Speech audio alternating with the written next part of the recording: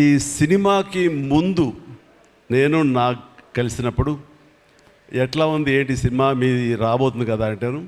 Different character నేను attempt చేశాను. And Dhanush is a lead character. అంటే అదే నాకు ఎట్లాగా ఒప్పుకున్నామంటే తెలియదండి. రెగ్యులర్గా ఈ హీరో క్యారెక్టర్స్ ఇలాంటివన్నీ చేస్తూ నాకు ఎక్కడో కొంచెం డిఫరెంట్గా చేయాలి, కొత్త హొరైజన్ గేట్లు ఓపెన్ చేయాలనిపిస్తుంది. ఈ సినిమా నాకు అలా ఉపయోగపడుతుందని అనిపిస్తుంది. అంటే దాని వాళ్ళ సినిమా చూశారు, అది 100% కరెక్ట్. తను కూడా అదే ఎక్నాలెడ్జ్ చేశాడు. ఈ సినిమా తర్వాత ఒక 40 ఏళ్ళు ఉంటాను ఇందాక తను అన్నమాట వాస్తవం. నటుడుగా ఎంత ఎక్కువ కాలం మనం జీవిస్తాం అనేది తప్ప ఒక హీరోగానే పట్టుకొని ఇలాగే ఉండాలి అనుకోవడం అనేది కరెక్ట్ కాదు. అండ్ ఇలాంటి క్యారెక్టర్ ఎంత బాగా చేశాడంటే నేను తర్వాత చెప్తాను. సో ఫస్ట్ ఆఫ్ ఆల్ ఇలాంటి సినిమా శేఖర్ కమ్ముల ఏ ధైర్యంతో నాగుని అడిగాడు, నాకు ఏమి ఊహించుకుని ఫ్యూచర్లో ఈ క్యారెక్టర్ చేస్తాను ఒప్పుకున్నారు. ఇదే ఫస్ట్ సక్సెస్ అని నేను భావిస్తున్నాను ఈ సినిమాకి.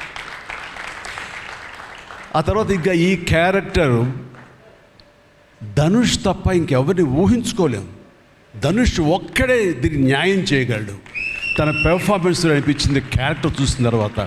నిజంగానే తిరుపతిలో సినిమా చూస్తుంటే తిరుపతిలో ఓపెన్ చేసినప్పుడు కింద ఒక యాక్సిడెంట్ అయ్యే ముందు బెగ్గర్స్లో కూర్చున్నప్పుడు ధనుష్ అని గుర్తించడానికి ఆ పరిగెత్తడంతో నాకు గుర్తించలేకపోయాను.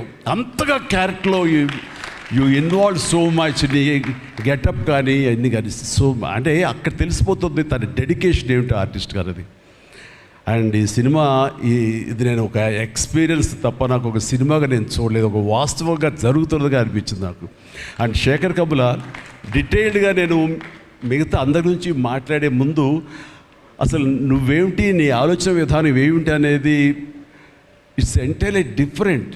25 సంవత్సరాల పాటు నువ్వు అనుకున్న విధంగా, నువ్వు అనుకున్న క్యారెక్టర్స్ తోటి, నువ్వు అనుకున్న కంటెంట్ తోటి 10 సినిమాల కంటే ఎక్కువ చేయకపోయినా సరే ఒక్కొక్కటి ఒక ఆణిముచ్చలాగా చేసుకుంటూ ప్రజల గుండెలో, ప్రేక్షకుల గుండెలో ఒక సుస్థిరమైన స్థానం ఏర్పరచుకున్నావు.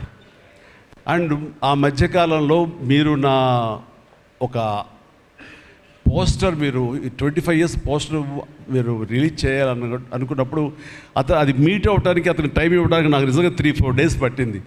అంత పంతం అంత పట్టింపు ఏంటి నేనంటే, సార్ మీకు గుర్తుందో లేదో, మీ 88లో మీ సినిమా స్టేట్ రౌడీ షూటింగ్ ఈ రోడ్ల మీద జరుగుతున్నప్పుడు నేను ఫస్ట్ టైం మిమ్మల్ని చూశాను. నేను ప్రేమించే మనిషి నా ఎదురుగా ఉన్నాడు, కలిస్తే బాగుండు అనుకుంటే పోలీసులు ఎవరు రాని పరిస్థితి. కానీ మీరు ఎందుకు నన్ను చూసి ఇట్రా అని పిలిచారు, నన్ను ఒక్కడనే పిలిచారు, నేనే మీ దగ్గరికి వచ్చాను. నేను ఎందుకు పిలిచానంటే అతను అందరికన్నా హైట్ ఉన్నాడు కాబట్టి ఏదో తాపత్ర పడుతుంటే రమ్మని పిలిచి ఉంటాను తప్ప అతనేమనుకున్నాడంటే నా లోపల భావాలు కానివ్వండి, నేను నా ప్రేమ కానివ్వండి నేను వ్యక్తం చేయగలిగాను, అది కరెక్ట్గా కనెక్ట్ అయింది అని తను అనుకున్నాడు.